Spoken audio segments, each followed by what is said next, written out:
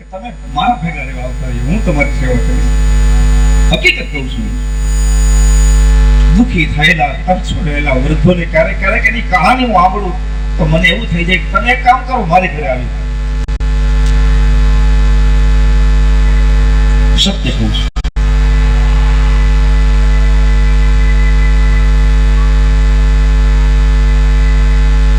બધા છોકરા જુદા થઈ ગયા ને જિંદગી આખા ઘરનું કામ કરનારો માણસ વયોવૃદ્ધ થઈ ગયો, હાલી શકતો નથી.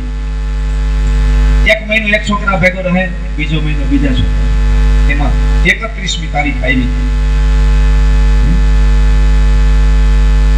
છોકરાએ એમ કીધું કે હવે આજ મહિનો પૂરો થઈ ગયો, અને ઓલા ઘરે ગયો તો એને એમ કીધું કે આજ હજી મહિનો પૂરો નથી થયો, આજ તો 31 તારીખ છે, 1લી તારીખે આવજો. માંથી રજા આપી દીધી, આને કીધું 31 તારીખ થઈ. ત્યારે બાપે એટલું કીધું કે હવે બધી તારીખ પૂરી થઈ ગઈ ભાઈ. એ બાપ ગામની બારે વાડીએ જઈ આત્મહત્યા કરી લીધી. બનેલી ઘટના કલ્પના તો કરો.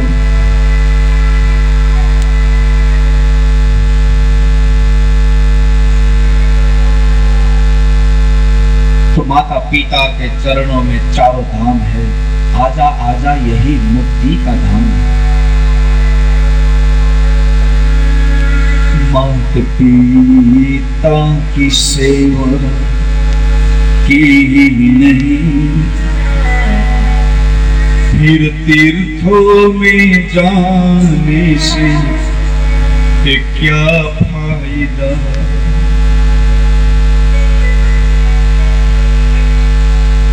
તું તારી માની સેવા કર.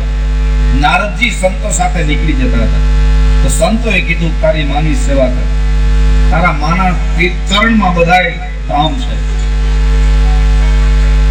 તો નારદજીને સમજાણું નહીં. નારદજીને એમ થયું કે નાનપણમાં પિતા મૃત્યુ પામ્યા, જો માય આ દુનિયામાં ન હોત ને તો મને સંતો સાથે જવાનો ચાન્સ મળે. મારી સાધનામાં, મારી ભક્તિમાં માં બાધા છે એવું રહ્યું. પણ ભાગવતકાર કહે છે કે એક વખત માં ગાય દોવા માટે બેઠી અને સર્પ દંશ થયો, માં મૃત્યુ પામ્યા.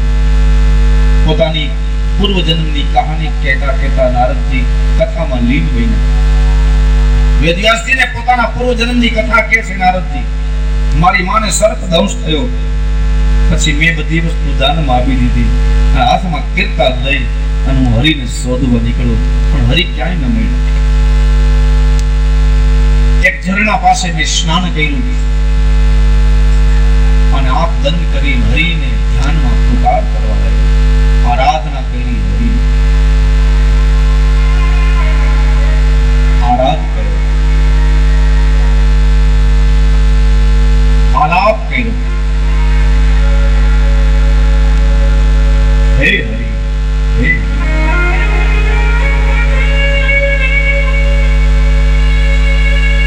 આકાશવાણી થઈ કે તને મારા દર્શન જે સમાધિમાં થયા એ ફરી નહીં થાય.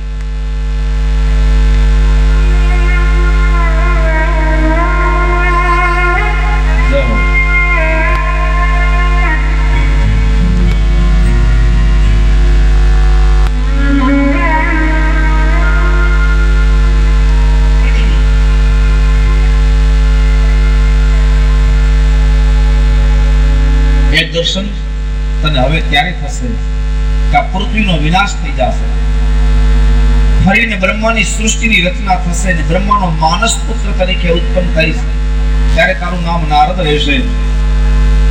અને ત્યારે તું બ્રહ્માનો માનસ પુત્ર કહેવાશે. શ્રી હરિ કહ્યું કે હું તને વીણા આપીશ.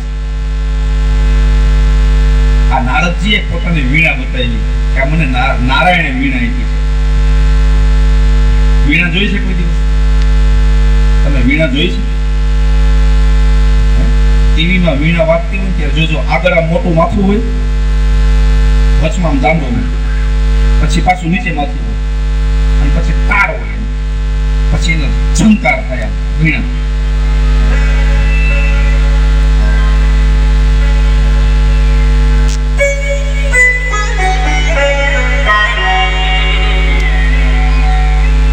એ વીણા એટલે શું? વીણાનું મોટું ગોળ માથું હોય, એ આપણું માથું છે ને, એ આ વીણા. નીચે પગ, આમ પગ છે આપણા, અને ઉપર ગોળ માથું, અને વચમાં જે આ શરીર છે ને એ દાંડો છે. અને આ ગોળ માથું અને નીચે પગ ને બેને જોઈન્ટ, આ દાંડો આખો. એક બાજુ મોટું માથું, નીચે માથું અને વચમાં દાંડો. આપણું શરીર એ વીણા છે. અને એ વીણા નારાયણે આપી છે. નારદજી એમ કહે છે આ નારાયણની ભેટ છે. આ તમને મને મનુષ્ય અવતાર મળ્યો છે ને, એ નારાયણે આપ્યો છે. આ આપણી વીણા છે. અને એ વીણાને આપણે હવે એવા તાર વગાડવાના છે કે પાછો નારાયણના દર્શન થાય.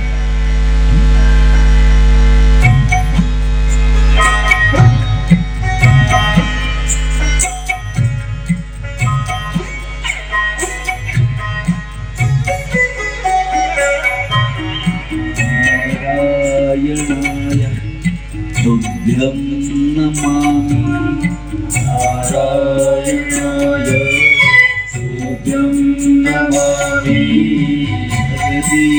नारायणाय तुभ्यं नमामि जगदीश्वराय तुभ्यं नमामि जगदीश्वराय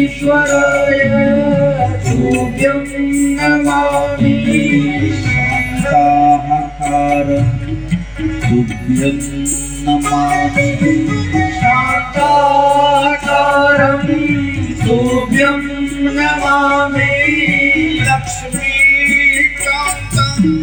तुभ्यं नमामि लक्ष्मीकान्तं तुभ्यं नमामि नारायणाय तुभ्यं नमामि नारायणाय तुभ्यं नमामि तुभ्यं नमामि तुभ्यं नमामि. એ વીણા ના તાર એનો નાદ કરો.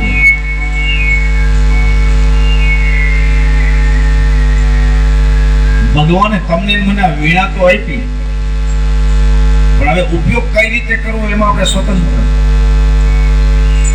હરિભજનમાં એના તાર ખેંચવા કે મુદ્રામાં તાર ખેંચવા,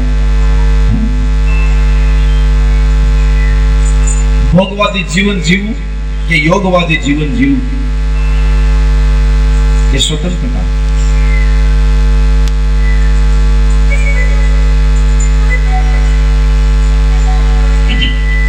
બાકી વીણા શરીર છે એ નારાયણની ભેટ છે, નારાયણે આપી છે.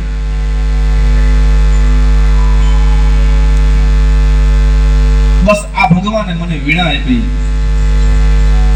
અને આ વીણાના પ્રભાવથી હું હસતો રહું છું, ખેલતો રહું છું, કૂદતો રહું છું, બધા લોકમાં જાઉં છું. મને કોઈ ચિંતા નથી. મારી આ કથા છે. હું પૂર્વ જન્મમાં એક દાસીનો દીકરો હતો.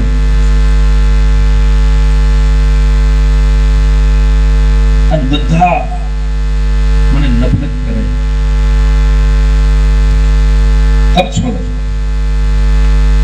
એક દાસીનો દીકરો આટલો બધો મહાન સંત થઈ ગયો, ઇન્દ્રાદી દેવતા જેને પગે લાગે, આટલી પદવી મેળવી. એનું કારણ શું? તો કે એનું કારણ સત્સંગ. સમજાઈ ગયું? આખી વાતનો પ્રાણ અહીંયા ભીડો છે. આખી જે અત્યાર સુધીની વાત થઈ ને એના છેલ્લા શબ્દો આ પકડવાના આટલા કે એક દાસીનો દીકરો બધા એને નફરત કરે. ધર્મશાળામાં માં જેની નોકરી કરતી હોય, સાધુ બ્રાહ્મણની સેવા કરતી હોય, એનું શું માન સન્માન હોય? પણ એ સત્સંગના પ્રભાવથી બીજા જન્મમાં એ દેવતા ઋષિ બન્યો, નારદજી બન્યો. સત્સંગ છે. સત્સંગના પ્રભાવથી હું આટલો મોટો ઋષિ બન્યો અને મને આટલું જ્ઞાન મળ્યું કે ઇન્દ્રાદી દેવતાઓ આજે મને પ્રણામ કરીને ઇન્દ્રાસન ઉપર બેસાડીને મારી પૂજા કરે છે. આટલો મહિમા મારો વધ્યો હોય એનું મુખ્ય કારણ સત્સંગ છે.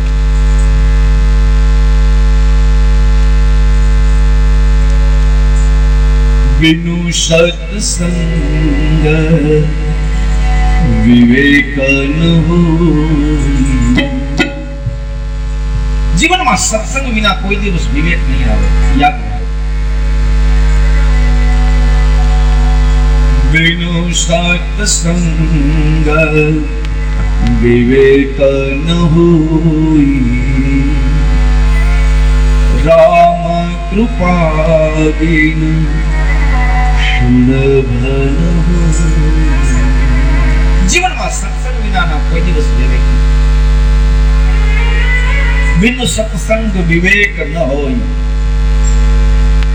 કોઈમાં તમે વિવેક જોવો ને તો યાદ રાખજો કે એમાં સત્સંગ છે. સત્સંગથી જ વિવેક આવે.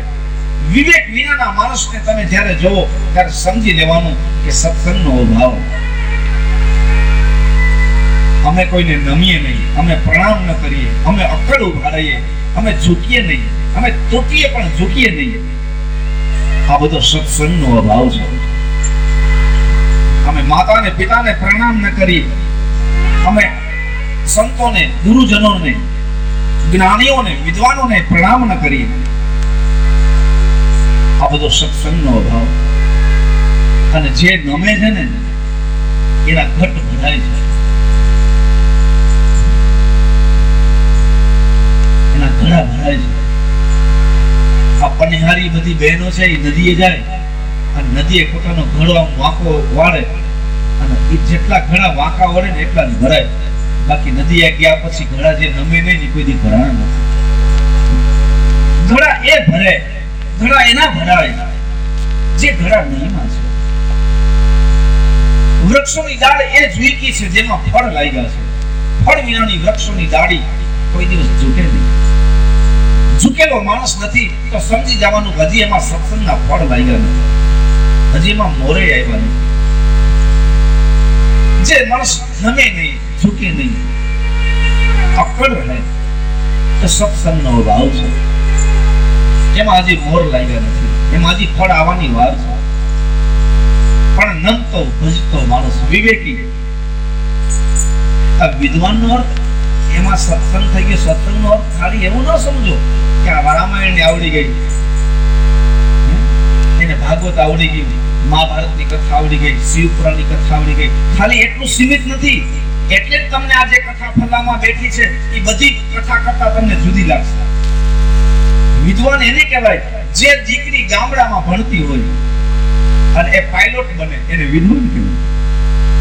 જેને ઇંગ્લિશમાં કડકડાટ વાત કરતા આવડતી હોય.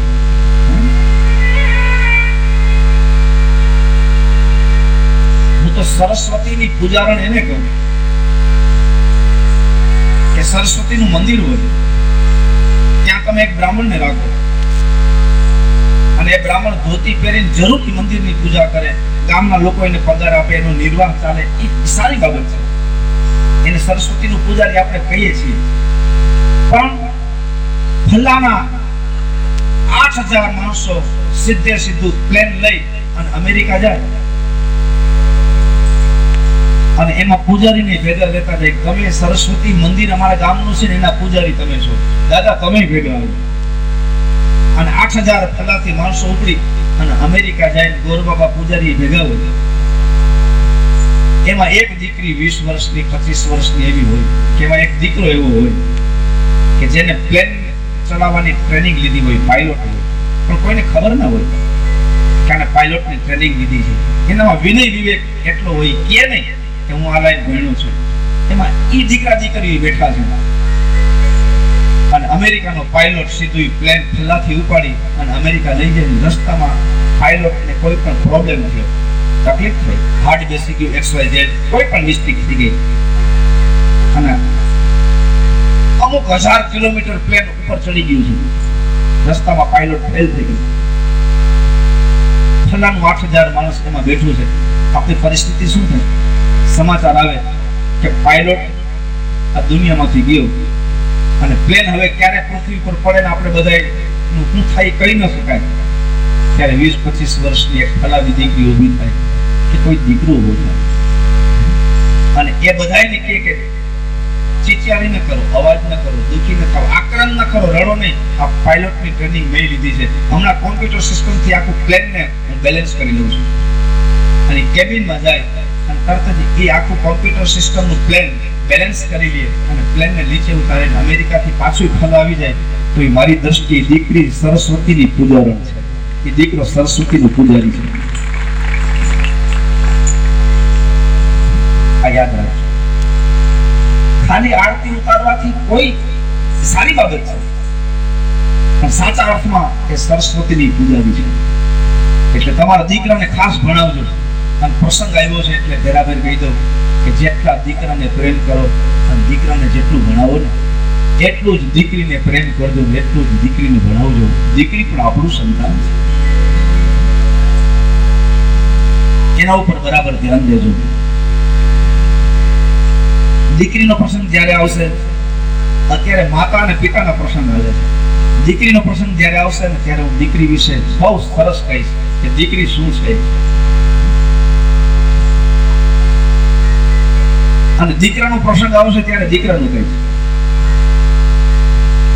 પણ અત્યારે તો પ્રસંગ આ માતા પિતાને ચાલે છે.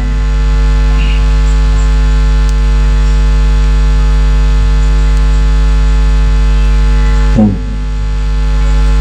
સુતજી કહે છે, હે ઋષિગણ, આખી કથાનો સાર એ કે નારદજીએ પોતાની પૂર્વ જન્મની કથા કહી અને સાબિત કરી દીધું કે હું દાસીનો દીકરો હતો પણ સત્સંગના પ્રભાવથી મહાન સંત થઈ ગયો. બસ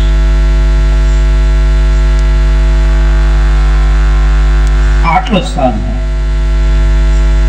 સંગ તું કરો તો સત્સંગ માણસને ક્યાંથી ક્યાં લઈ જાય. એક દાસીનો દીકરો મહાન ઋષિ બની ગયો, એક ગરીબ માણસનો દીકરો સત્સંગથી રાજા બની જાય. સત્સંગ એટલે સમજો ને, સત્સંગ એટલે ખાલી આ સત્સંગ નહીં. વિદ્વાનની હમણાં મેં વ્યાખ્યા કરી. વિદ્વાન એટલે કલેક્ટરની ડિગ્રી વાળો હોઈ શકે, ડીએસપી ની ડિગ્રી વાળો હોઈ શકે, કોલેજનો પ્રોફેસર હોઈ શકે. આ શાસ્ત્રનું જ્ઞાન હોય એને વિદ્વાન કહેવાય. અને વ્યવહારિક જગતના યુનિવર્સિટીના વિદ્યાના જે જ્ઞાન છે એ જગત માટે કામના છે, એને પણ વિદ્વાન કહી શકાય. વિદ્વાનનો અર્થ થાય વિદ એટલે વિદ્યા. જેની પાસે વિદ્યા છે, ધન છે ને ધનવાન કહેવાય. જેની પાસે વિદ્યા છે ને વિદ્વાન કહેવાય. પણ આ શાસ્ત્રોની વિદ્યા એવી છે એ બે કાર્ય કરે છે. આ વ્યવહારિક જગતમાં કામ લાગે અને પરમાર્થ જગતમાં કામ લાગે. એટલે આ વ્યવહારિક જગતમાં એને યશ મળે, માન મળે, ધન મળે, સંપત્તિ મળે અને છેલ્લે પરમાર્થ જગતમાં છેલ્લે એને મોક્ષ થાય. મૃત્યુ પછી પણ કામ લાગે છે.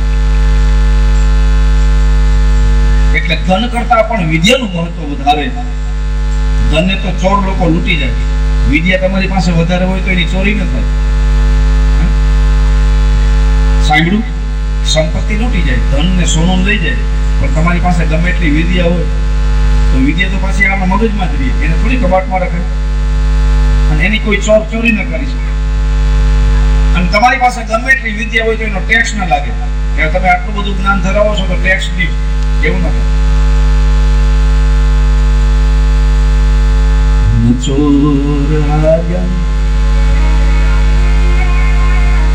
અમે નાના હતા ને ભણતા ને ત્યારે સંસ્કૃતમાં આવી સુભાષિતાની આવતી. ન ચોરહાર્યમ ન ચ રાજહાર્યમ ન ભાતૃભાજ્યમ ન ચ ભારકારી. તમે ગમે એટલા જ્ઞાની હો, તમારી પાસે એટલું બધું જ્ઞાન હોય તો તમારા ભાઈઓ તમારી ઈર્ષા ન કરે. એમ ન કહે કે તારી પાસે આટલી બધી વિદ્યા છે તો અમારામાં ભાગ છે. ન ભાતૃભાજ્યમ, એના ભાઈએ ભાગ ન પડે. બાપ પાસે 100 રૂપિયા હોય તો 4 છોકરા કે 25 રૂપિયા અમારા પાસે, પણ વિદ્યાની ભાગ ન પડે. એની ચોર ચોરી ન કરી શકે, રાજા એનો ઉપર ટેક્સ ન નાખી શકે. ન ચોરહાર્યમ ન ચ રાજહાર્યમ ન ભાતૃભાજ્યમ ન ચ ભારકારી. પાછી ગમે એટલી વિદ્યા હોય તો એનો ભાર ન લાગે. શાસ્ત્ર તમે કંઠસ્થ કરી લ્યો તો ભાર ન લાગે. અને એની મહાનતા તો જો એ વાપરો એમ ડબલ થઈ લે. યકૃતે વર્ધતેવ નિત્યમ, જેમ વાપરો એમ વધે. વિદ્યાધનમ સર્વધનમ પ્રધાન. વિદ્યા ધન એવું છે, બધા ધનમાં પ્રધાન ધન છે. જેમ વાપરો એમ વધે. લક્ષ્મી વાપરો તો ઘટી જાય, પણ વિદ્યા વાપરો તો વધી જાય. તો આખી કથાનો સાર છે કે સત્સંગથી જીવન તારું સુધરશે. અને એક દાસીનો દીકરો સત્સંગથી સંત બની ગયો. અને કેવો સંત? ઇન્દ્રજીની પૂજા કરે એવો સંત.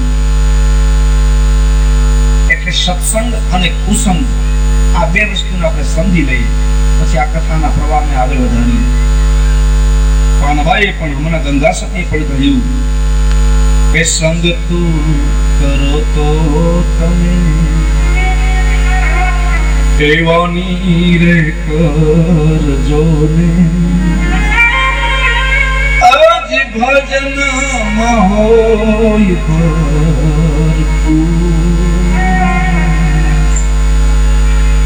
સંગ તો કરો તો એની કરજો જે ભજનમાં ભરપૂર હોય. તો સત્સંગ એટલે શું? સત્સંગનો અર્થ થાય સંતનો સંગ. સત એટલે શું? જે સત્ય છે એનો સંગ કરો. સત્ય ભગવાન છે. જે અસત્ય નથી, સત્ય છે એનો સંગ કરવો. તો સત્ય ભગવાન છે એનો સંગ કરવો. સત બધા શાસ્ત્રો છે એનો સંગ કરવો. વેદનો સંગ કરવો. સારું વાંચન કરવું એને સત્સંગ કહેવાય. સજ્જન માણસનો સંગ કરવો એને સત્સંગ કહેવાય. સજ્જન માણસ છે ને એ કોઈ પણ ભોગે આંગળી ચીંધીને પણ એ તમારું કલ્યાણ કરશે. એ હકીકત છે. સારા વ્યક્તિનો સંગ કરવો.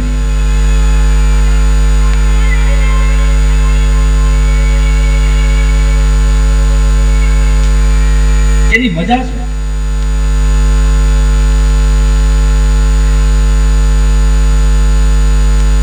અને એક લાવો લેવા જેવો છે આ સત્સંગનો. સત્સંગ જે સત્ય છે એનો સંગ કરો. શાસ્ત્રનો, પુરાણોનો, વેદોનો, ઉપનિષદોનો, સંતોનો, સજ્જનોનો, જ્ઞાનીઓનો, આ બધાના સંગ કરો. એ સત્સંગ છે. પણ જીવનમાં કુસંગ ક્યારેય ન કરવો. કાગડો ને હંસલો કોઈ દિવસ મિત્ર ન બને. પણ ભાઈ આ હકીકતમાં કાગડા ને હંસલાની વાત નથી, માણસની વાત છે. ઘણો લીધા જેવી છે. કાગડો ને હંસલો બે મિત્ર બન્યા.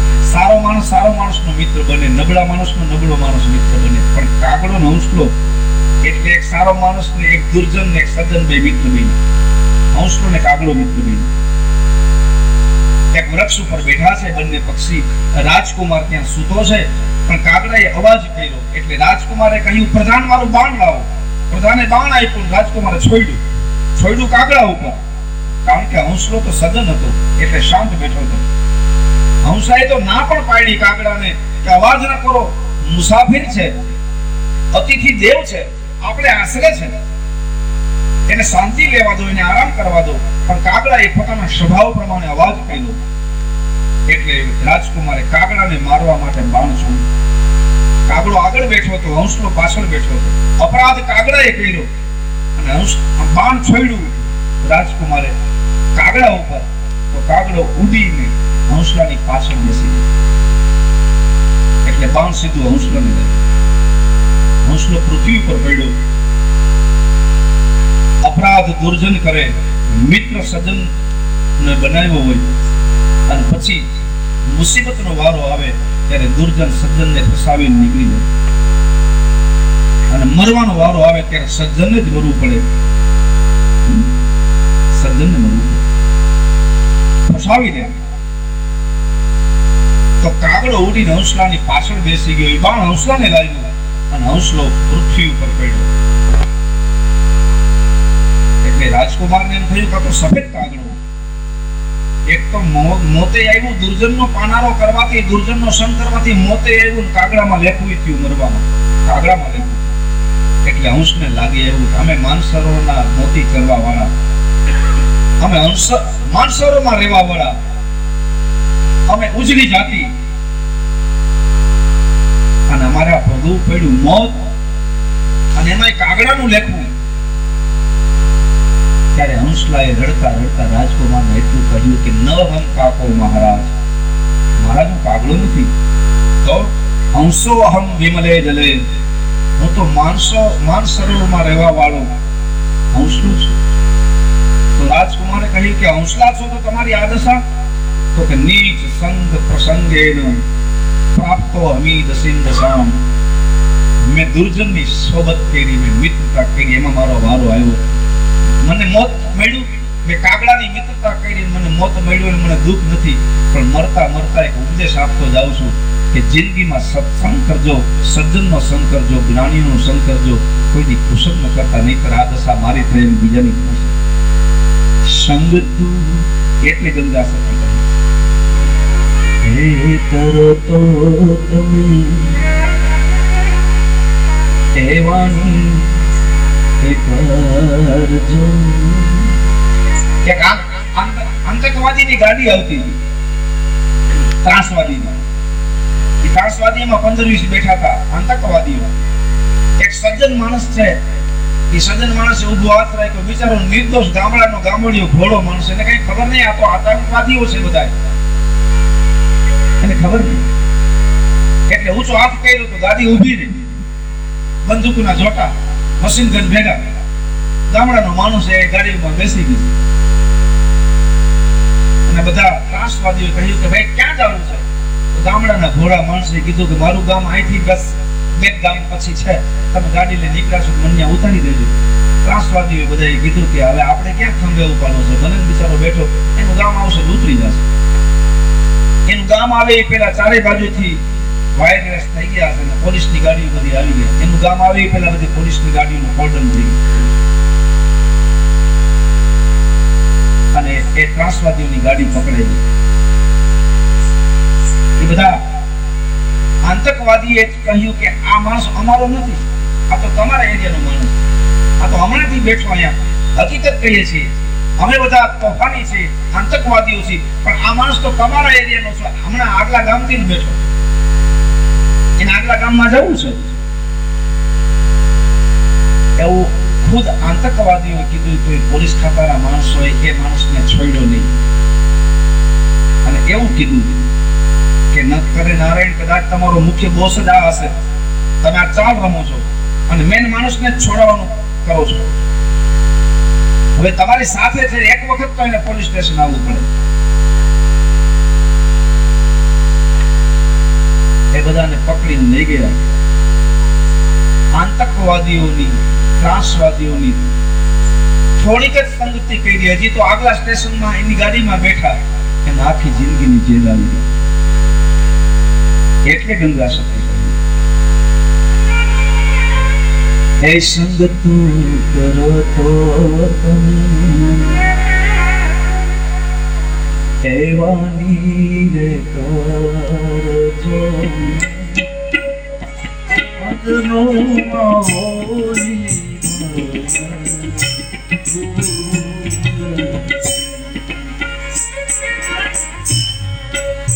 તું કરો તો તમે એવાની રે કરો માનવા. એવી ભજનો ના હોઈ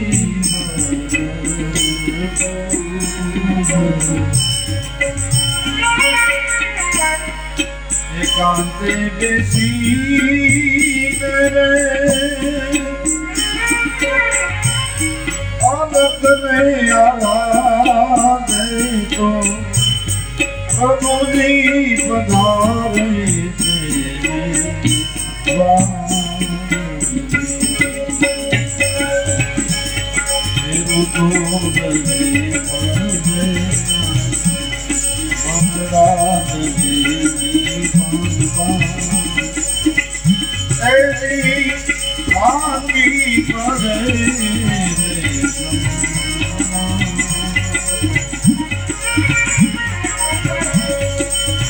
તું મને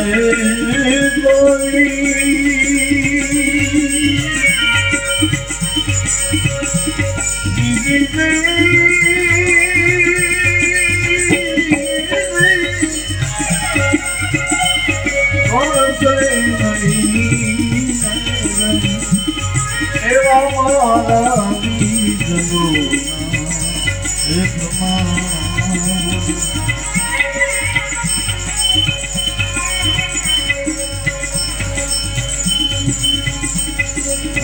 के शोकनी रे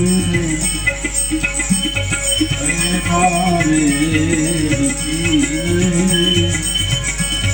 आते पोर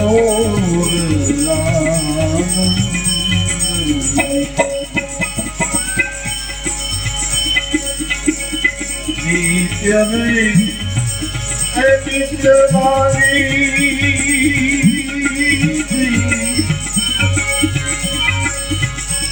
जावे सत्संग माने नित्य में एक दिली तो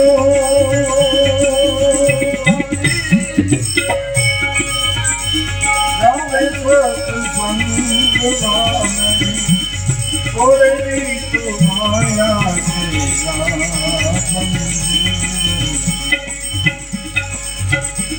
मेरू तो लगे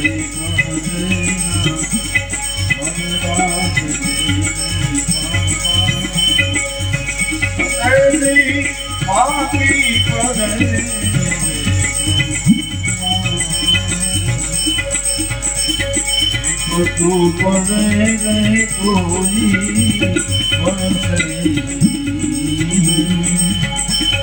कोई मारी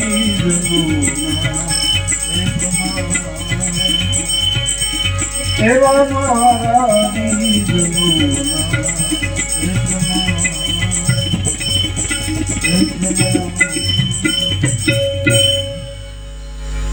माट संग तू करो तो તમે એવાની કરજો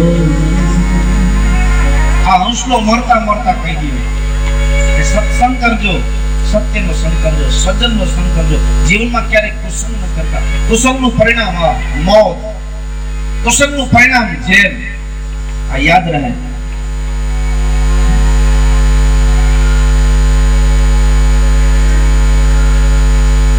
એટલે વાણીમાં ગંગા સતી ગઈ. તો આખી કથાનો સાર સત્સંગ 10,000 વર્ષની તપસ્યાના ફળ કરતા એક ઘડીનો સત્સંગ મહાન છે. એ સાબિત કર્યું વશિષ્ઠે. વશિષ્ઠના ઘરે વિશ્વામિત્ર ગયા અને વિશ્વામિત્રની ઘરે વશિષ્ઠ ગયા. બંનેના આશ્રમમાં. તો વિશ્વામિત્રના આશ્રમમાં વશિષ્ઠ જ્યારે આવ્યા ત્યારે વશિષ્ઠે વિદાય માંગી ત્યારે વિશ્વામિત્રએ 10,000 વર્ષના તપનું ફળ આપ્યું. પછી વિશ્વામિત્ર વશિષ્ઠના આશ્રમે ગયા તો વશિષ્ઠે એક ઘડીનો સત્સંગ કરાવ્યો. એટલે વિશ્વામિત્રને ક્રોધ આવ્યો કે તમે આટલા લોભી, તમે મારા આશ્રમે આવ્યા ત્યારે મેં તમને 10,000 વર્ષના તપનું ફળ આપ્યું અને હું તમારા આશ્રમે આવ્યો અને વિદાય માંગી ત્યારે એક ઘડીનો સત્સંગ. ત્યારે વશિષ્ઠે કહ્યું આ એક ઘડીના સત્સંગનું ફળ ઓછું છે. તો કે ક્યાં 10,000 વર્ષના તપનું ફળ અને ક્યાં એક ઘડીનો સત્સંગ.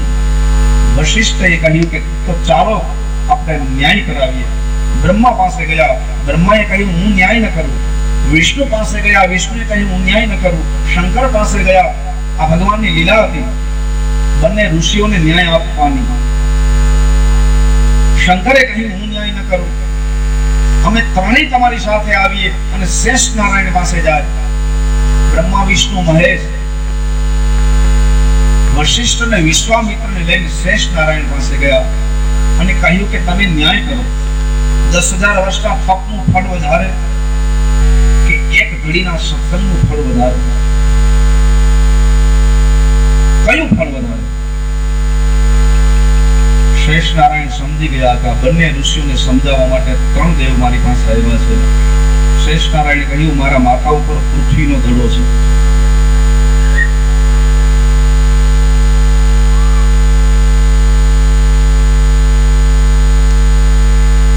અને એનો મને ભાર લાગ્યો છે.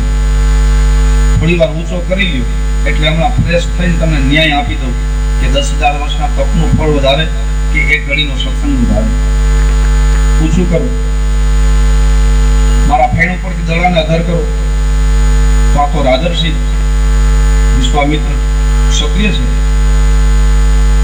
બ્રાહ્મણ શાંત હોય, ક્ષત્રિય થોડા ઉગ્ર હોય.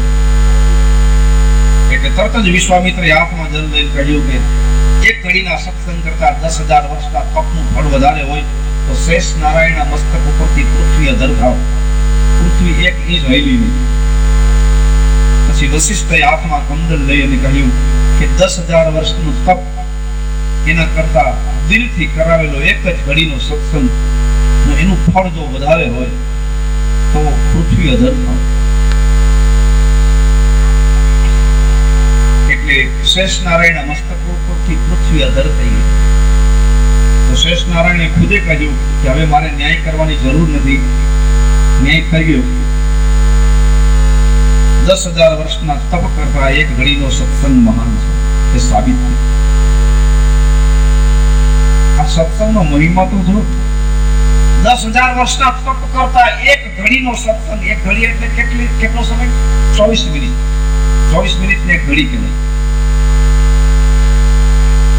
એક ઘડી તુલસીદાસ તો ન્યા સુધી કહ્યું આધી ઘડી. 24 મિનિટ ન થઈ શકે તો 12 મિનિટ. એક ઘડી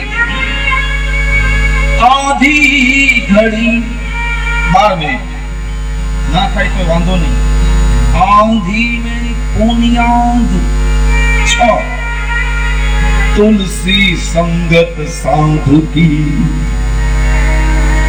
घटे कोटि अपराध. કોઈ એવો તપસ્વી મળી જાય, કોઈ એવો મુનિ મળી જાય, કોઈ એવો યોગી મળી જાય. હે અને મેં યોગી એ મુનિ ને સાધુ ને સંત ની વ્યાખ્યા કરી ખબર છે કાલે કે સાડી અને બ્લાઉઝ પહેરેલા આ બધા બહેનો છે એમાં જેના વિચાર ઊંચા છે, જેનું વર્તન ઊંચું છે, જેનું જીવન ઉજળું છે એને સંત કહેવાય. ભલે ચોળણી પહેરી હોય, ભલે આંગળી પહેરી હોય, પાઘડી પહેરી હોય, ભલે ખેતીનું કામ કરતો હોય, જેના ઊંચા વિચાર છે ને એને સંત કહી શકાય. પછી કોટ પેન્ટ પહેર્યું હોય, ટાઈ બાંધી હોય એની પણ સંત કહેવાય. જેના વિચાર ઊંચા, જેનું જીવન ઉજળું એને સંત કહેવાય. જન્મ મરણ કે મધ્ય હૈ जीवन कर्म प्रधान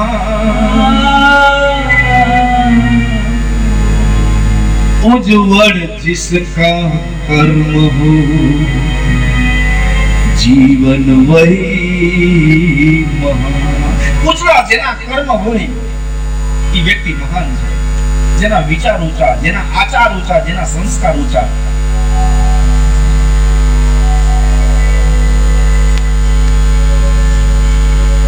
ઊંચી જ્ઞાતિ એ તો ઠીક છે, ઊંચી જ્ઞાતિમાં જન્મ મળે, આને ઊંચી જ્ઞાતિ કહેવાય, આને નીચી જ્ઞાતિ કહેવાય, એમાં હું ન માનું. મને તો જેના આચાર ઊંચા ને એ માણસ ઊંચો લાગે, જેના સંસ્કાર ઊંચા એ ઊંચો, જેના સંસ્કાર નીચા એ નીચો.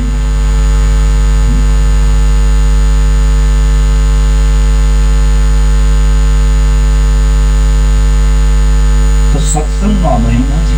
10,000 વર્ષના તપ કરતા એક ઘડીનો સત્સંગ કિંમતી છે. રામાયણમાં પણ તુલસીદાસને લખવું પડ્યું પ્રથમ ભગતિ સંતનું સત્સંગ. સત્સંગ એ તો પહેલી ભક્તિ છે, નવધા ભક્તિ છે. આ જેટલા યોગીઓ છે એ યોગીઓને વૈકુંઠમાં જવું હોય તો 8 પગથિયા વાળી નિસરણી છે. યમ, નિયમ, આસન, પ્રત્યાહાર, પ્રાણાયામ, ધારણા, ધ્યાન અને સમાધિ. આ 8 પગથિયાની નિસરણી. બધા ધ્યાનમાં બેસે છે ને આજકાલ, કેટલા બધા ધ્યાનના શિબિર ચાલે છે, બધા ધ્યાનમાં બેસે. પણ ત્યાંની 6થું પગથિયું છે, 7મું પગથિયું છે. ધ્યાન પછી એક પગથિયું બાકી છે, સમાધિ. યમ ઈ પહેલું પગથિયું છે. નિયમ, આસન, પ્રાણાયામ, પ્રત્યાહાર, ધારણા, ધ્યાન અને પછી સમાધિ. એ 8 પગથિયાની નિસરણી છે. પણ સંસારીની પગથિયાની નિસરણી જુદી છે. વૈકુંઠમાં જવું હોય તો એની 9 પગથિયાની નિસરણી છે. એ 9 પગથિયામાંથી પહેલું પગથિયું છે સત્સંગ. પ્રથમ ભગતિ સંતનું સત્સંગ. પહેલી ભક્તિ સત્સંગ એ પહેલું પદ છે. શ્રવણમ કીર્તનમ વિષ્ણુ સ્મરણમ પાદ સેવનમ અર્ચનમ વંદનમ દાસ્યમ શક્યાત્મા નિવેદનમ. 9 પગથિયા વૈકુંઠમાં જવાના. 9 ભક્તિ એ 9 પગથિયા. અષ્ટાંગ યોગ એટલે 8 પગથિયા.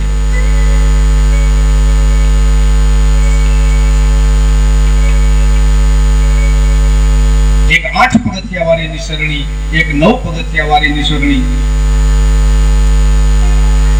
યોગીઓને વૈકુંઠમાં જવા માટે અષ્ટાંગ યોગ 8 પગથિયાની નિસરણી, અને સંસારીઓને દ્રષ્ટાશ્રમીઓને વૈકુંઠમાં જવા માટે 9 પગથિયાની નિસરણી એ છે નવધા ભક્તિ, જે ભગવાન રામે સબરીને કહી.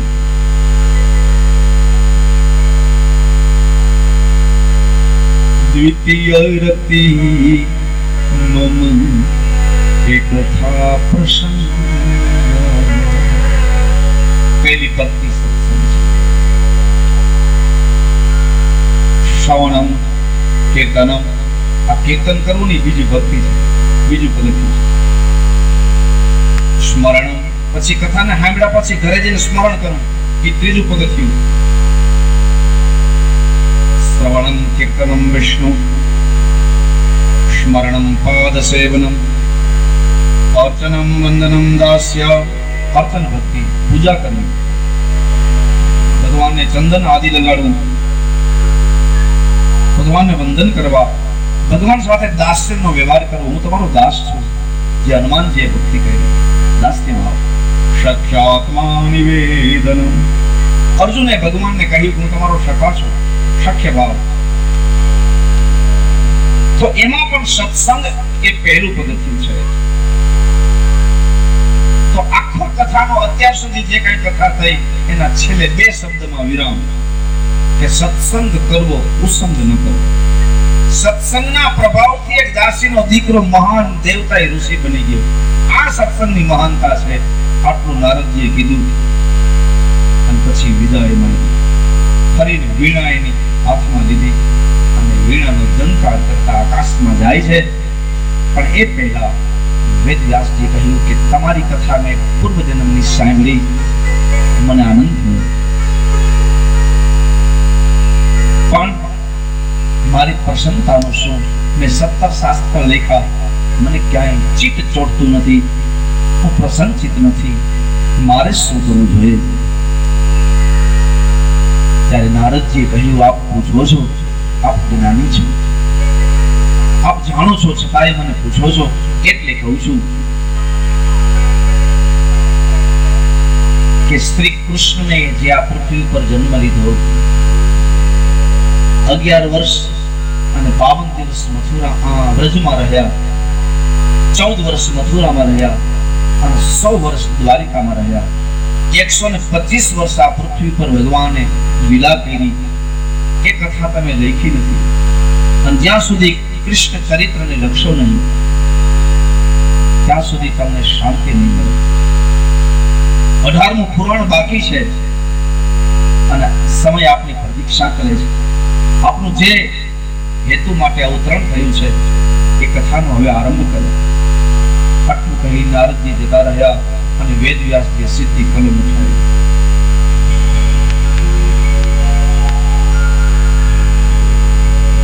ગણપતિનું આહવાન કર્યું, ગણપતિને બોલાવ્યા, ગણપતિને લખવાનું કહ્યું અને વેદવ્યાસની સમાધિમાં જે જોવે છે ને ગણપતિને લખાવે છે. સમાધિમાં જોતા જાય શ્રી કૃષ્ણના ચરિત્રને અને પછી બોલતા જાય ને ગણપતિ લખતા જાય. હવે કથાનો પ્રારંભ કર્યો વેદવ્યાસ.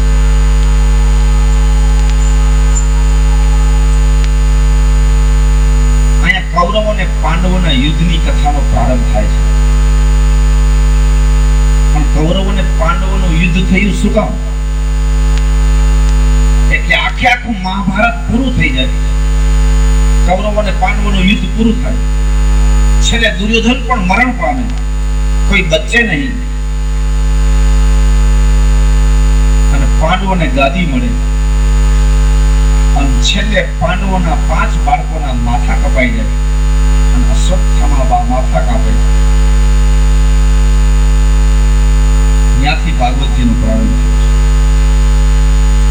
એ થાય કે મહાભારતની પૂર્ણાહુતિ એ ભાગવતનો પ્રારંભ છે. આખું મહાભારત જ્યાં પૂરું થાય ત્યાં ભાગવતનો પ્રારંભ થાય છે.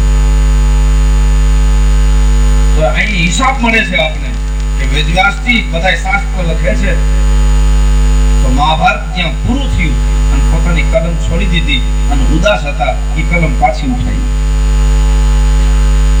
અને જ્યાં મહાભારતની પૂર્ણાહુતિ થઈ ત્યાંથી ભાગવતનો પ્રારંભ થયો. અદ્ભુત છે. આ સમજવાની બહુ મજા છે.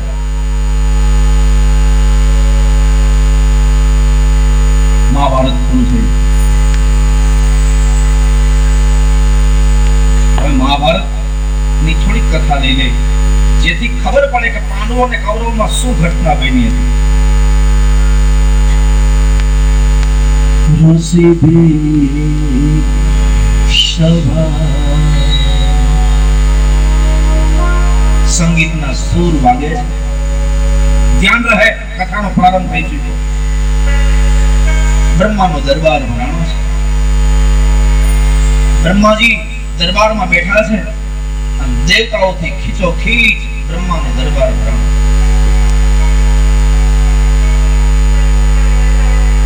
દેવતાઓ બેઠા છે, અપ્સરાઓ ગાન કરી રહી છે, નૃત્ય કરી રહી છે,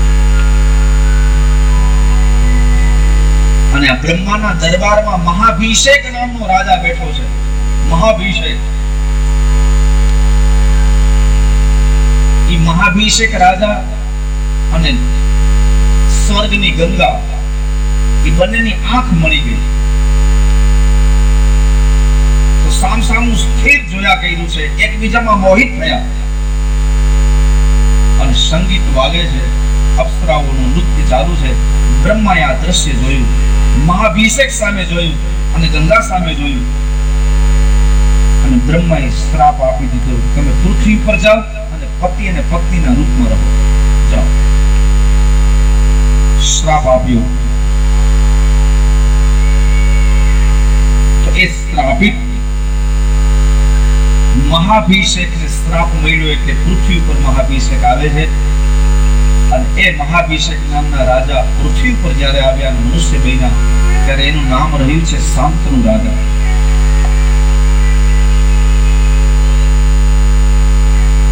એ હસ્તિનાપુરના રાજા બન્યા છે.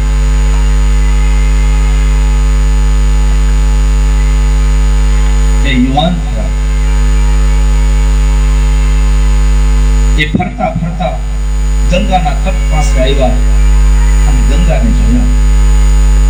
તો ગંગામાં મોહ થયો. ગંગાને પ્રસ્તાવ મૂક્યો કે હું તમને પરણવા માંગુ છું, મારી માંગણીનો સ્વીકાર કરો.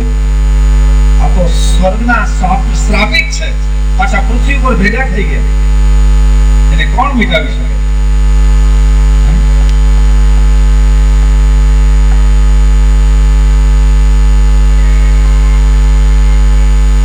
એટલે જ કેવું પડે કે આ જોડલા તો બધા સ્વર્ગમાં બને છે, પૃથ્વી પર તો નિમિત્ત બનવાની વાત છે.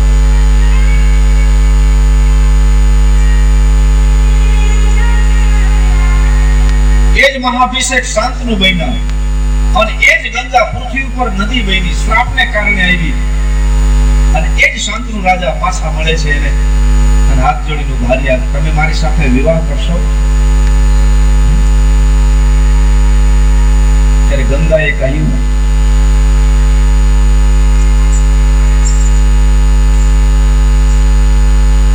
પરણું, પણ શરત એક, મારા કોઈ કાર્યમાં તમારે ધ્યાન દેવું નહીં, એમાં અડચણ રૂપ ન થાવું, ડિસ્ટર્બ ન કરવું, હું જેમ કરું એમ મને કરવા દેવું.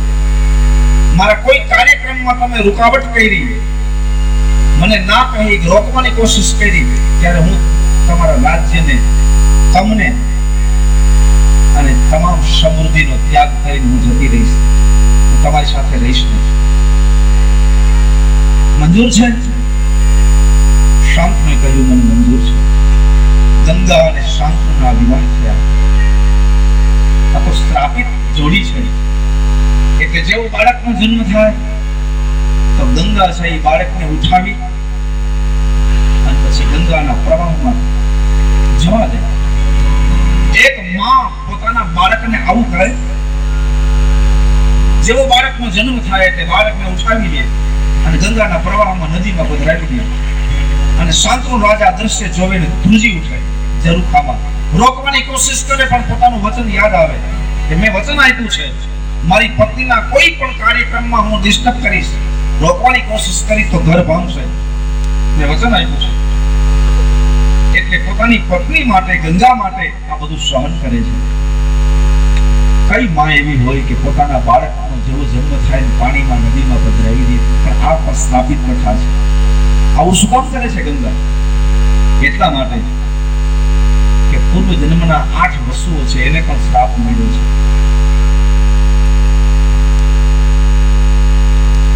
કે કામધેનુ ગાયનું દૂધ પીધું અને દૂધ થી મતલબ રાખવો જોઈએ. કોઈ આપણે દૂધ પીવડાવે બસ એને આશીર્વાદ દઈને જતું રહેવાય, પણ એ આખી ફેક્ટરી થોડી લઈ લેવાય. એટલે વસુએ દૂધ પીધું અને વસુએ કહ્યું કે આને કામધેનુને જ ઉપાડી લે. ઋષિએ ખૂબ ના કહી, ઋષિ પત્નીએ ના કહી, પણ બળજબરીથી આ વસુઓ કામધેનુ લેવા ગયા ત્યારે ઋષિએ શ્રાપ આપી દીધો, તમને દૂધ નહીં મળે, તમે પૃથ્વી પર જાઓ, તમને માનું દૂધ નહીં મળે, મનુષ્ય થાવ. એ વસુઓને શ્રાપ આપ્યો એટલે વસુઓ ધ્રુજી ઉઠ્યા. કે વસુઓને ખબર પડી કે અમારી પર શ્રાપ છે, અમારે મનુષ્ય બનવું પડશે, પૃથ્વી પર જવું પડશે. પણ આ વસુઓને ખબર પડી કે સ્વર્ગની દેવી ગંગાને શ્રાપ છે, પૃથ્વી પર એને અવતાર લેવાનો છે. આ સ્વર્ગની આવી સતીના કુખે આપણે જન્મી અને આપણો શ્રાપ પૂરો થઈ જતો હોય તો એની ઘરે જન્મ લેવાય એટલે તરત જ મુક્તિ મળી જાય. અને ગંગાને કહ્યું કે માં, અમે તારે ખોળે જન્મ લેશું પણ અમને જન્મતાની સાથે જ મુક્તિ આપી દેજો. આ કથા છે. એટલે ગંગા આ ઓલા વસુઓ, શ્રાપિત વસુઓ એક એક પછી એક આવે છે અને એને શ્રાપ છે. અને આ ગંગા જાણે છે. ગંગાએ એને આશરો આપ્યો છે, વચન આપ્યું છે કે હું તમને મારા પેટમાં ધારણ કરીશ અને હું તમને સદગતિ આપી દઈશ. તો એક એક બાળકનો જન્મ થાય છે અને ગંગા એને પાણીના પ્રવાહમાં ગતિ આપે છે. આમ 7 બાળકનો જન્મ થઈ ગયો ત્યાં સુધી શાંતનુ રાજાએ ધીરજ ધારણ કરી. પછી 8મો દીકરો એ જેવો જન્મ થયો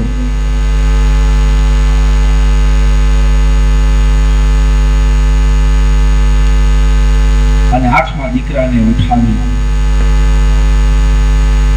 આમ જાય છે ત્યારે શાંતનુ રાજા ભૂલી ગયો, પુત્રના ભાવમાં આવી ગયો.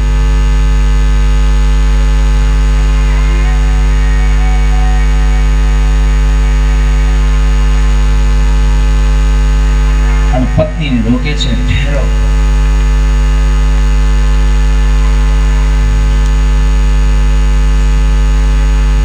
ગંગાએ પાછું વાળીને જોયું,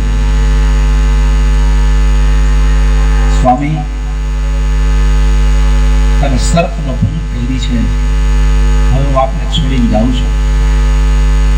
શાંતનુ રાજાએ કહ્યું, મારા બાળકોની હત્યાઓ થાય છે હું સહન કરી શકતો નથી.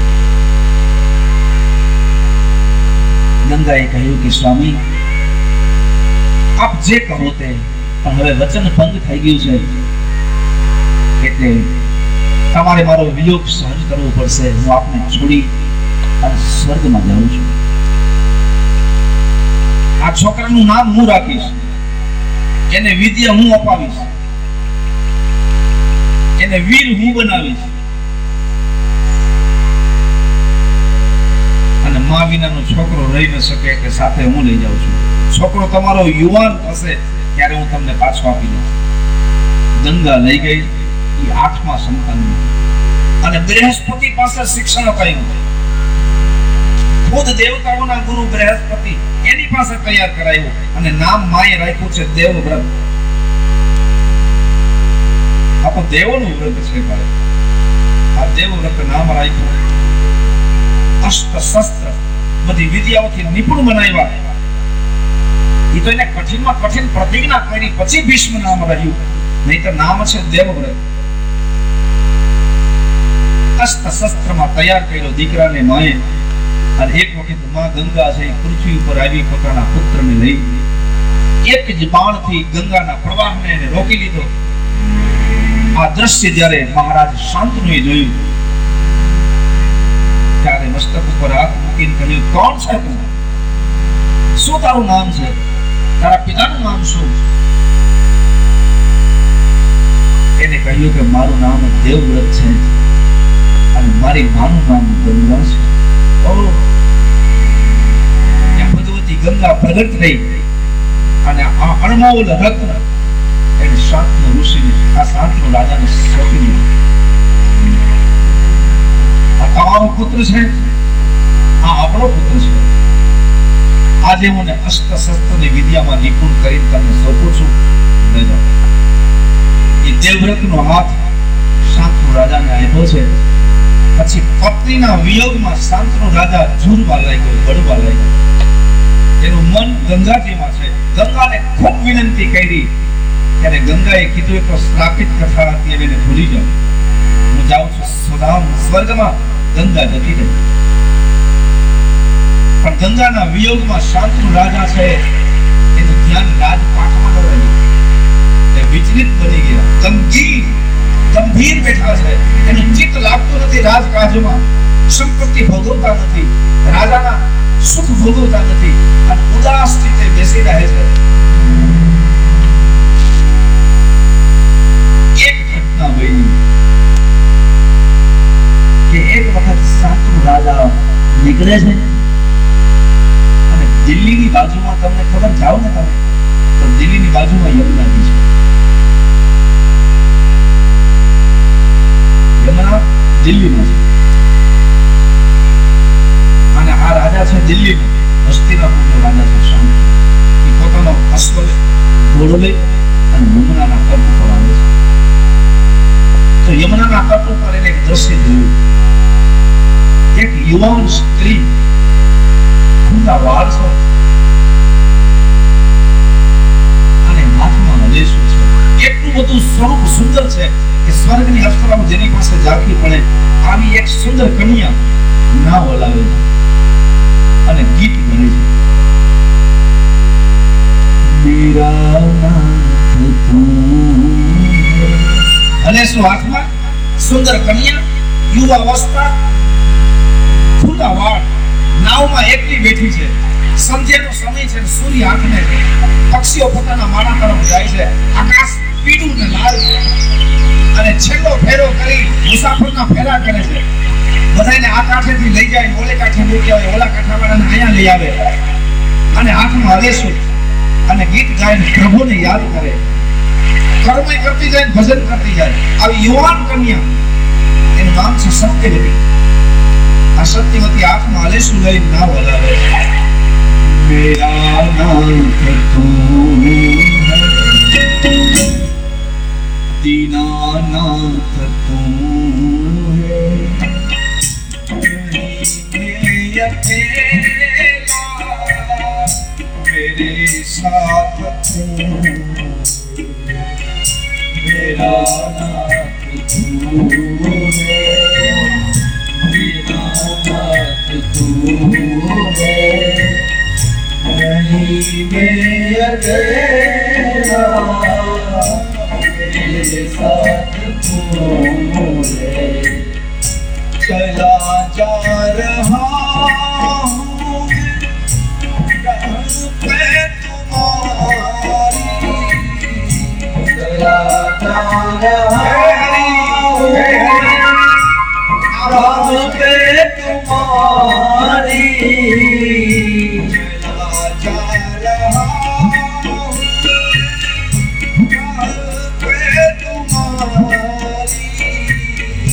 चला जा रहा हूँ मैं राह पे तुम्हारी, राह में आए तूफान भारी, राह में जब आए जो तूफान भारी,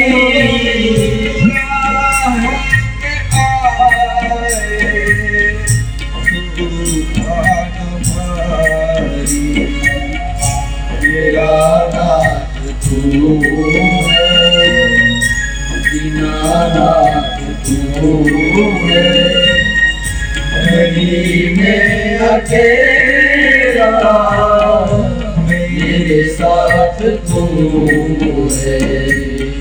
श्री कृष्ण गोविंद हरे मुरारी, श्री कृष्ण गोविंद हरे मुरारी, हे नाथ नारायण वासुदेवा, हे नाथ नारायण वासुदेवा, हे नाथ नारायण वासुदेवा। मेरा नाथ तू है, दीनानाथ तू है, नहीं मैं अकेला, मेरे साथ तू है।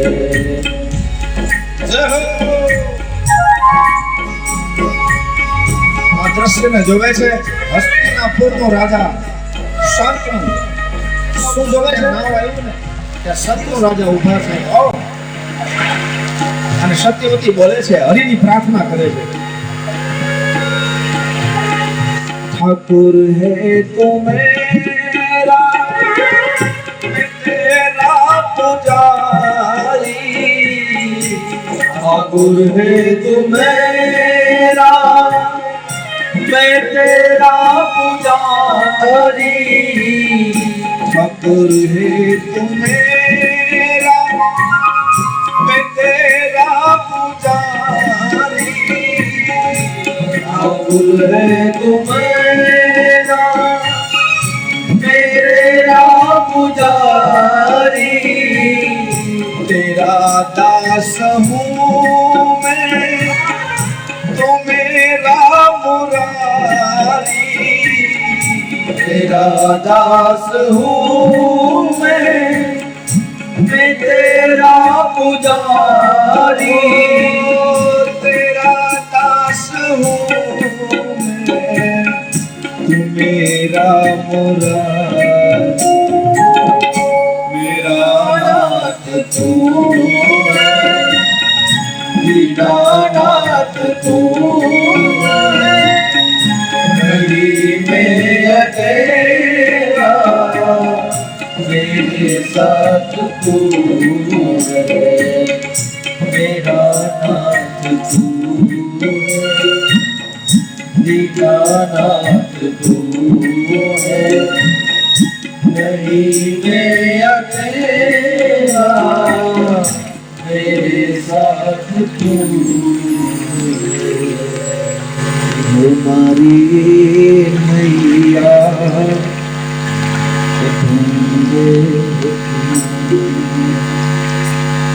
हमारी मैया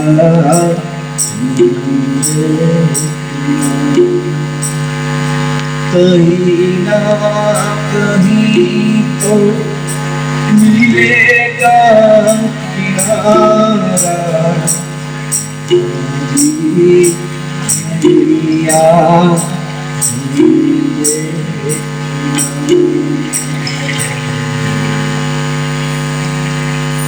આ દ્રશ્ય જોયું. શાંતનો રાજાએ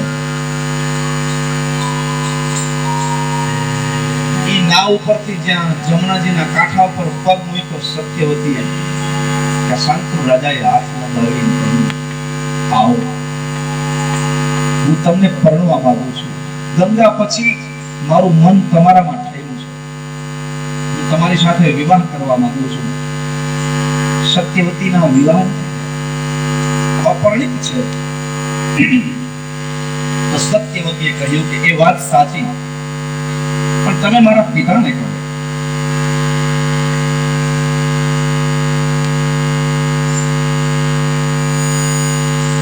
નિષાદ રાજને કહો.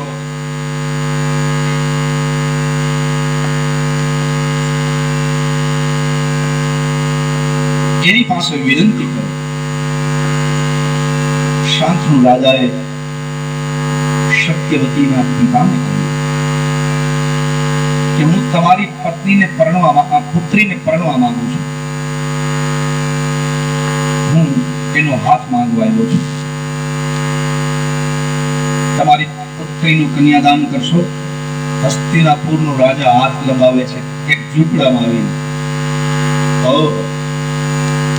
ત્યારે નિષાદ રાજાએ કહ્યું, જરૂર, હું મારી પુત્રી તમને પરણાવું.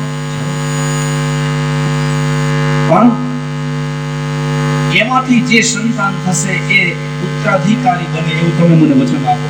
હસ્તિનાપુરનો માલિક એ બને. ત્યારે શાંતનુ રાજાએ કહ્યું, હસ્તિનાપુરનો વારસદાર સ્થપાઈ ગયો છે. એ મારું આગલું ઘર ગંગાનો પુત્ર દેવવ્રત છે. એને હું વચન આપી ચૂક્યો છું. એ મારાથી તમને વચન ના આપી શકાય. બાકી અન્ય જે વસ્તુ જોઈએ તે માંગો. ત્યારે નિષાદ રાજાએ કહ્યું કે બસ મારી આ ઈચ્છા છે. જો એ ઈચ્છા તમે પૂર્ણ ન કરી શકો તો હું તમને મારી પુત્રી ન આપી શકું. ઉદાસ મને શાંતનુ રાજા જતા રહ્યા. ગંગા પછી કાંઈક સત્યવતીમાં મન ઠેર્યું. બસ એ વિચારમાં ખોવાઈ ગયા. પોતાના મંત્રીઓને મુનિઓને કથાનો પ્રસંગ કઈ સંભળાયો. એક બાજુ પોતાનો દીકરો શ્વેત, એક બાજુ પોતાનું પ્રેમ સત્ય પ્રત્યે પ્રેમ, અને એક બાજુ પોતાનો પુત્ર સ્નેહ. આમાંથી કોનું બલિદાન આપવું?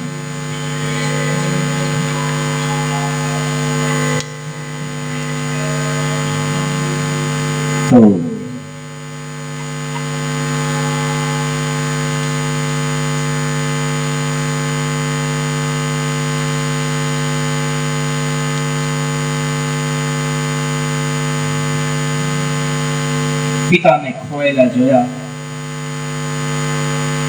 દુખી થયેલા જોયા. બેચેન છે, વ્યથિત છે. એક વખત દેવવ્રતે મંત્રીઓને બોલાવીને કહ્યું કે મારા પિતાના દુઃખનું કારણ શું છે જાણો છો? આ કથા સમજવા જેવી છે, હસવા જેવી નથી. આમાં ભારતનો ઇતિહાસ સમાયેલો છે. આ કથામાં ધ્યાન દઈને સંશોધન કરવા જેવી છે.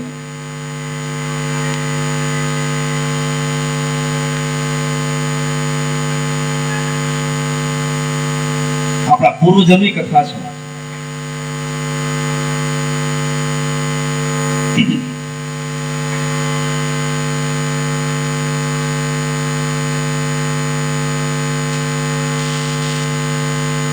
અદ્ભુત કથા છે. એટલે તો આખી કથાનો ઉપાડ ત્યાંથી કર્યો.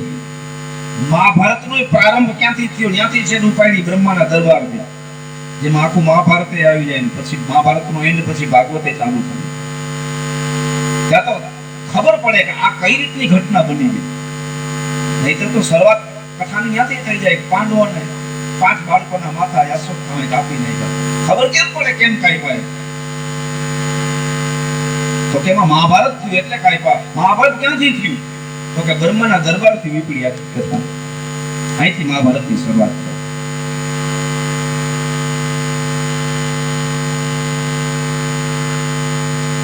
તો મંત્રીઓને દેવવ્રત પૂછે છે કે મારા પિતાના ઉદાસીનનું કારણ શું છે? તો મંત્રીઓએ કહ્યું કે તું છે. તારા બાપને દુખી થવાનું કારણ શું છે? દેવવ્રતે કહ્યું સમજો નહીં. એટલે મંત્રીઓએ કહ્યું કે તારી માનું નામ છે ગંગા. એના નિયમ પ્રમાણે વ્રત ભંગ થયું, નિયમ ભંગ થયો એટલે તારા પિતાને તારી માં છોડીને જતી રહી. તારા માના વિયોગમાં તારો બાપ બળે છે. ઈ બીજું ઘર કરવા માંગે છે, એને કોઈ કન્યા લાયક મળતી નથી. કાંઈક સત્યવતીમાં મન થયું, એની સાથે વિવાહ કરવા માંગે છે. સત્યવતીનો બાપ એને આ શરત રાખી છે કે એમાંથી સંતાન જે થાય તે હસ્તિનાપુરનો વારસદાર. તમારા પિતાએ તો ગાદી તમને ઘોષિત કરી દીધી છે, યુવરાજ પદ તમને આપી દીધું છે. તો હવે તમારી પાસેથી લઈ અને બીજા સંતાને તો આપી ન શકે, એટલે તમારો બાપ મંગાય છે. બાકી વાસ્તવમાં એ સત્યવતી સાથે વિવાહ કરવા માંગે છે.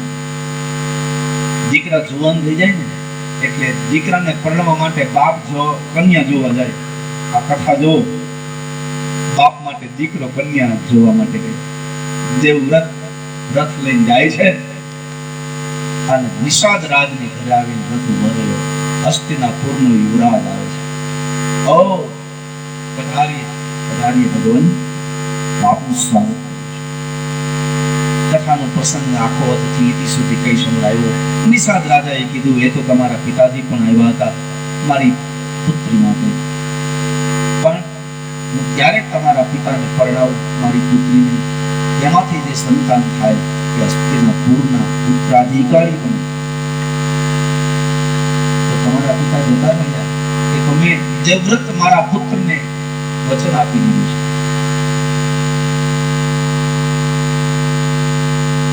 દેવવ્રતે કહ્યું, મને મંજૂર છે. મારા પિતા મહારાજ શાંતનુ અને સત્યવતીના વિવાહ થાય, એમાંથી જે કઈ સંતાન થશે એને હસ્તિનાપુરની ગાદી મળશે. એનું તમને વચન આપું છું, એ ગાદી મારે નથી. હવે તમે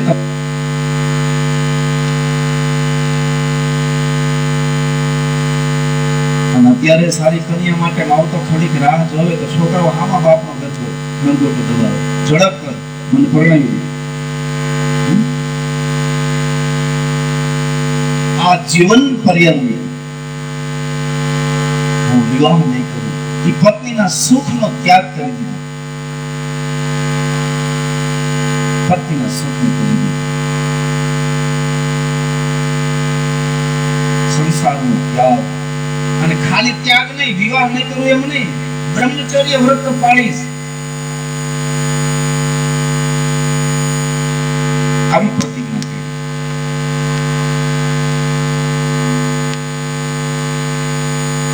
પછી કન્યાને લઈને આવે છે. બાપ માટે કન્યા લઈ આવ્યો દીકરો. કન્યાને લઈને રથમાં બેસાડી ઉદાસ રીતે શાંત બેઠા છે. દેવવ્રતે પ્રણામ કર્યો. બાપજી પ્રણામ. કથાનો પ્રસંગ આખો અતથી ઇતિ સુધી કઈ સંભળાયો. અને બાપ રડવા લાગ્યો કે દીકરા આટલી બધી બલિદાની, આટલું બધું બલિદાન, કે સંસારના સુખનો ત્યાગ કરી દીધો. અને પછી શાંતનુ રાજાના પગમાં આ દેવવ્રત બેસી રહ્યા ત્યારે શાંતનુ રાજાએ દેવવ્રતના માથા ઉપર, યાને કે બાપે દીકરાના માથા ઉપર હાથ મૂકી અને એક સંકલ્પ કર્યો, આશીર્વાદ દીધો કે મેં જે પૂજા અને પાઠ કર્યા છે, મારી પાસે જે સિદ્ધિઓ છે, મારી પાસે જે શક્તિઓ છે, એના આધારે હું આજ આશીર્વાદ આપું છું કે તે આ જે કુરબાની આપી છે, કે જે બાપની સેવા કરી છે, એના બદલામાં તને ઈચ્છા મૃત્યુનું વરદાન આપું છું. કે તારી ઈચ્છા હશે ત્યારે જ મૃત્યુ તારી પાસે આવી ચડશે, આવી શકશે. તારી ઈચ્છા નહીં હોય તો મૃત્યુ પણ તારાથી દૂર રહેશે. ઈચ્છા મૃત્યુનું વરદાન એના બાપે ને આપ્યું છે. ભીષ્મ છે ઈચ્છા મૃત્યુ, યાદ રાખજો. ભીષ્મ ઈચ્છા મૃત્યુને વરેલા છે, ઈચ્છા જીવનને નહીં, મૃત્યુ. એક એક પ્રસંગ અદ્ભુત છે. આ કોઈ નાની સુની વાત નથી. ઈચ્છા મૃત્યુને વરેલા છે, ઈચ્છા જીવનને નહીં, ઈચ્છા પ્રમાણેના જીવનને નહીં. નહીતર ભીષ્મને ઈચ્છા પડે એવું જીવન મળ્યું જ નથી. ઈચ્છા મૃત્યુ વરદાન એની પાસે છે, પણ ઈચ્છા મુજબનું જીવનનું નહીં. એટલે દુઃખી બહુ થયા. એની હાજરીમાં દીકરાની વહુની લાજ લૂંટાય, કુટુંબ ક્લેશ. ઈચ્છા જીવન નહીં, ઈચ્છા મૃત્યુ. હવે ઈચ્છા મૃત્યુ શું, એનો પણ સમય આવશે ત્યારે આપણે એનો અર્થ કરશું કે એનો સાચો અર્થ શું છે. ઈચ્છા મૃત્યુ એટલે શું?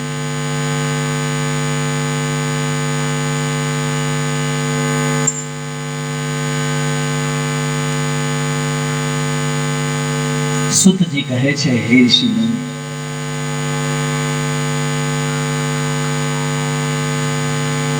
શાંતનુ રાજાએ આશીર્વચન આપ્યા છે ઈચ્છા મૃત્યુના, અને પછી સત્યવતી સાથે વિવાહ કર્યા શાંતનુ.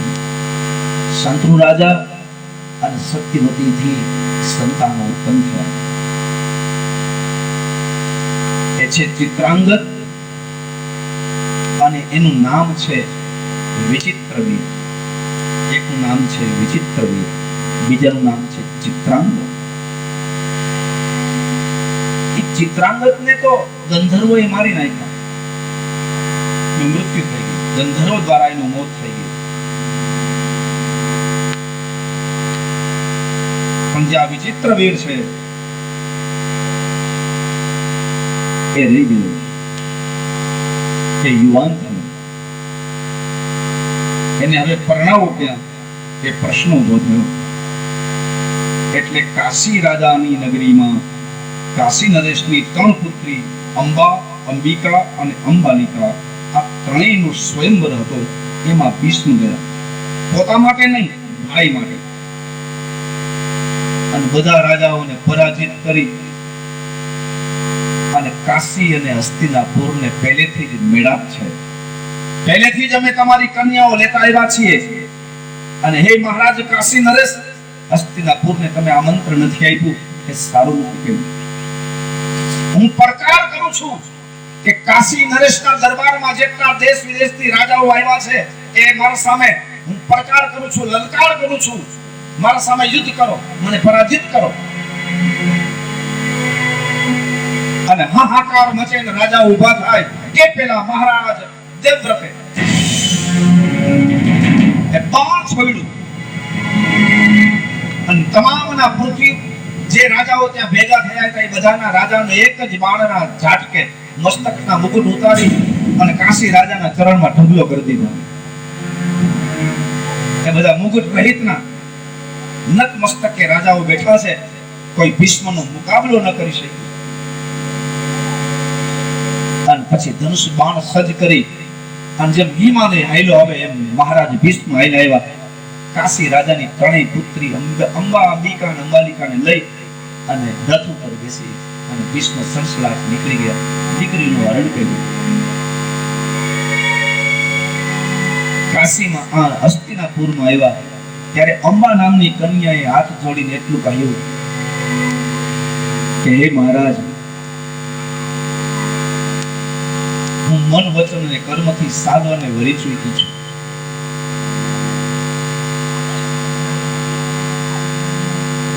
મને છોડી મૂકો.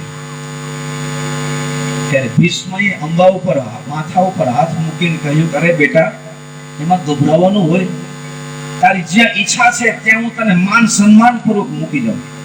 દીકરીને રથ ઉપર બેસાડી અને જેમ બાપ વળાવે એમ ભીષ્મ દીકરીને લઈ ગયા અને સાલ રાજા પાસે લઈ અને કહ્યું કે તને પ્રેમ કરે છે, તને પરણવા માંગે છે, હું એનો ત્યાગ કરું છું. મેં મારા માટે હરણ નથી કર્યું, મેં મારા ભાઈ માટે હવે અંબિકા અને અંબાલિકા માટેનું હરણ કર્યું છે. આ અંબા તને પ્રેમ કરે છે, હું તારી પાસે એને મૂકવા માટે આવ્યો છું. ત્યારે સાલોએ કહ્યું, પ્રેમ હું જરૂર કરું છું, પણ હું કોઈની ભીખ લેતો નથી, કોઈની ભેટ લેતો નથી. હું ક્ષત્રિય છું. મારા બાહુબળથી હું કોઈ કન્યાનું હરણ કરું, હું એને પરણું. હું જેને પ્રેમ કરું એને પરણું. પણ હવે આ તો કોઈની ભેટ થઈ ગઈ. હું ક્ષત્રિયનો દીકરો છું, હું હાથ લાંબો ન કરું, હું ભીખ ન માગું, હું ભેટ ન લઉં. મારે હવે અંબાને જોડું.